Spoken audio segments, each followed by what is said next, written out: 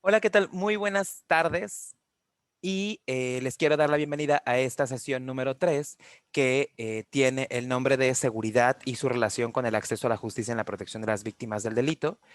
En esta tercera sesión, lo que nosotros vamos a encontrar son 4 lecturas programadas específicamente para que ustedes alcancen los objetivos trazados y puedan cumplir en algún momento con la actividad que está diseñada para el particular. Y como en las sesiones pasadas, voy a hacer varios apuntes con relación a cada una de las lecturas con la finalidad de orientarlos en este camino de esta semana. Espero se encuentren muy bien y que desde sus hogares, desde sus trabajos, desde donde ustedes hagan la actualización de su diplomado, bueno, puedan ustedes concretar con las actividades y los objetivos que nos hemos trazado. Dentro del paquete de bibliografía obligatoria o de lecturas obligatorias, la primera de ellas se encarga de detallar la Declaración sobre los Principios Fundamentales de Justicia para Víctimas del Delito y Abuso de Poder. Es obviamente del Sistema Universal de Protección de Derechos Humanos, y básicamente dentro de los párrafos que corresponde la lectura que ustedes hagan, dentro de las páginas que les corresponde leer, nosotros vamos a abonar de diferentes formas y medidas. Primero vamos a tener un concepto de víctimas, y este concepto de víctimas, lo interesante es que se atiende desde un sesgo. En el párrafo tercero habla desde un sesgo desde el derecho a la no discriminación, ¿no? Y cómo cuando hablamos del acceso del derecho de las víctimas, con las particularidades que cada uno de los derechos tiene, debe realizarse sin distinción, y luego aborda diversas características que pudieran constituir eventualmente un tipo de discriminación. También nos habla de qué trato debe recibir la víctima, cómo es el trato que debe recibir la víctima. Eh, y uno de los elementos que resultan un tanto muy interesantes es que ratifica la obligación de los estados de adoptar medidas, aunque la propia convención, la declaración, perdón, determina que medidas administrativas y legislativas. Lo cierto es que si se examina en función de la obligación de adoptar disposiciones de derecho interno al derecho internacional, no implicaría qué tipo de medida, sino cualquier medida que sea necesaria para garantizar los derechos y libertades.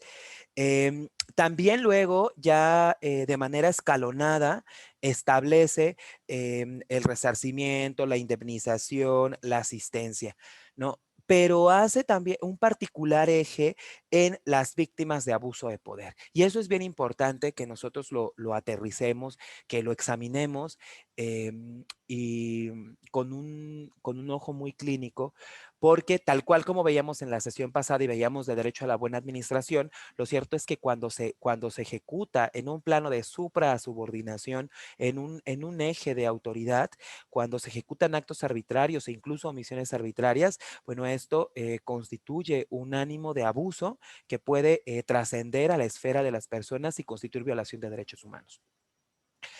Esa es la primera lectura, que es súper interesante, en verdad, ojalá y la disfruten bastante. La segunda es un trabajo de Julio Andrés Ampero, y que en esta nos habla, es un artículo que nos publica en una revista que habla sobre el constitucionalismo colombiano, pero a la luz, o plantea un eje específico de una necesidad particular para la reformulación penal, y lo realiza desde la óptica del derecho internacional de los derechos humanos, que es sumamente interesante y sumamente enriquecedora.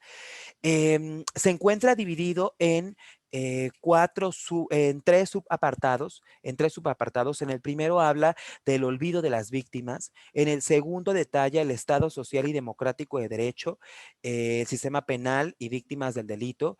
Y finalmente, en el tercero, ya profundiza en los derechos humanos de las víctimas del delito y plantea un horizonte a través de coordenadas constitucionales y coordenadas del derecho internacional de los derechos humanos para reformular el sistema penal colombiano. Y aquí es lo súper enriquecedor, no obstante de los demás apartados, pero en ese súper enriquecedor, porque realiza un examen de a conciencia de cómo se encuentra el andamiaje constitucional colombiano, pero además cómo se encuentran construidos los derechos de las víctimas desde el derecho internacional de los derechos humanos para que en un ánimo de convergencia plantear la reformulación. Este tercer apartado, lo que le decía, lo subdivide en 3 subapartados, que es el ámbito constitucional, el ámbito internacional y luego los derechos humanos de las víctimas particularmente, que habla de la reparación integral y una indemnización, la asistencia necesaria para la recuperación, no para su recuperación de las víctimas, lógicamente, y en ánimo de perspectiva, una convivencia pacífica, una futura convivencia pacífica. Entonces, este segundo artículo nos va a plantear una visión de derecho doméstico, de cómo se encuentra constituida, pero además cómo nosotros podemos plantear de alguna medida hacia dónde vamos, hacia dónde queremos ir en función de esta visión de derechos humanos. En la tercera de las lecturas, es un capítulo que forma parte del libro Los derechos de las víctimas ante la Corte Penal Internacional, perdón, y el capítulo que se va a examinar es el primero, ciertas partes del primero. Eh, en este capítulo, la evolución del acceso a las víctimas a la justicia, los subapartados que vamos a examinar es la evolución de los derechos de las víctimas bajo el derecho internacional, y esto es súper interesante porque en este cajón, imaginémoslos como en un cajón, nosotros vamos a encontrar cuáles son los principales instrumentos de protección divididos en el derecho internacional, en el sistema universal, perdón, y en el sistema regional. Y aunque el sistema regional lo hace en el sistema regional europeo, lo cierto es que, bueno, nosotros lo podemos luego vislumbrar desde el sistema interamericano. Luego también habla de ya propiamente los derechos de las víctimas, derechos específicos de las víctimas, y nos habla del derecho al recurso efectivo, lógicamente para acceder a la justicia, nos habla del derecho a ser tratados con respeto y dignidad, del derecho a la protección y asistencia y ya propiamente del derecho a la reparación. Dentro de esta misma lectura, otro de los subapartados que vamos a examinar es sobre la responsabilidad estatal y el acceso de las víctimas a los mecanismos internacionales o regionales de derechos humanos. Y el examen que realiza en este subapartado se habla sobre los órganos de supervisión de cumplimiento de tratados en el sistema universal. Ya luego puntualiza, puntea, ¿no?, los sistemas regionales, el europeo, el interamericano con la Comisión Interamericana, con la Corte Interamericana y el africano. Finalmente, en este mismo apartado, en páginas posteriores, habla sobre la responsabilidad individual y justicia penal internacional. Y dentro de este apartado, lo sumamente interesante es cómo nos realiza un marco histórico desde los tribunales de Nuremberg, los de Tokio, los de la antigua Yugoslavia, y eso nos va a permitir realizar un trabajo en retrospectiva del camino recorrido.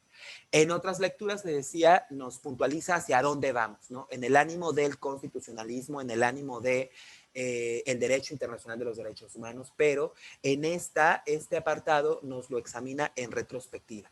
¿Qué cosa es lo que hemos transitado? ¿Qué cosa es lo que hemos construido? ¿De dónde venimos? ¿Va? Nos habla además de las cortes penales internacionales híbridas o internacionalizadas, y ya finalmente habla de la Corte Penal Internacional en un ánimo o en un orden cronológico, ¿no? Desde luego examina los estatutos de Roma, que va a ser muy importante y muy enriquecedor que ustedes lo vean. La última de las lecturas es una de las sentencias muy interesante, emblemática de la Corte Interamericana de Derechos Humanos, que es caso de los niños de la calle, Villagrán, Morales y otros versus Guatemala. Y a manera de resumen o a manera de introducción, ¿no?, en un efecto muy sumario, esta sentencia aborda la responsabilidad internacional del Estado por la detención y posterior homicidio de ciertas personas que se cometen por agentes estatales. Además de que puntualiza sobre la falta de investigación y la falta de sanción para los agentes responsables.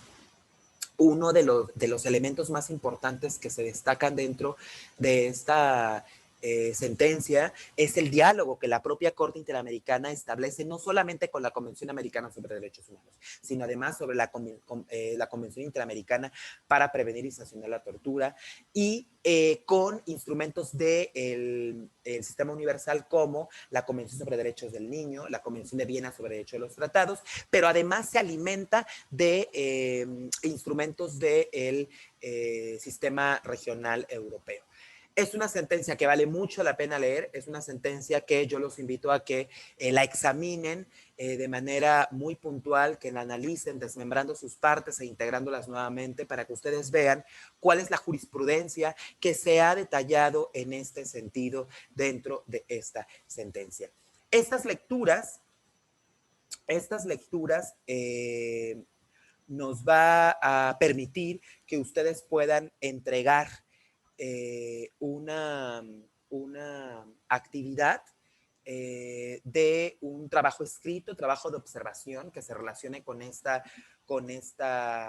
experiencia. Y en esta actividad, en esta nueva actividad, ustedes lo que van a tratar de conseguir, bueno, o las competencias que tendrán que desarrollar, que se convierten en consignas, va a ser que ustedes que demuestren la capacidad de análisis, esto que les decía, desmembrar cada una de las partes para luego verlas reflejadas en un todo.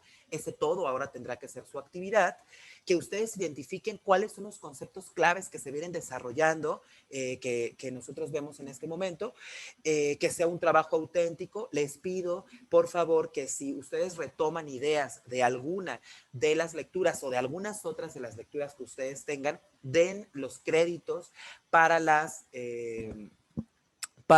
personas o para los autores que han dado estas opiniones. Estos planteamientos, pues lógicamente tendrán que ser coherentes porque además, pues la referencia o la citación es un ánimo de honestidad, de autenticidad y de ética dentro de los trabajos que nosotros emprendemos. No me queda más que darle la bienvenida. Bienvenidos a bienvenidas y bienvenidos a esta tercera sesión del diplomado. Espero se encuentren muy bien, que este video los encuentre lo mayor mejor posible y que ustedes trabajen arduamente. Ya falta menos, nos encontramos justamente a la mitad. Les deseo lo mejor y cualquier cosa estaré pendiente a la plataforma para resolverle las dudas que ustedes tengan.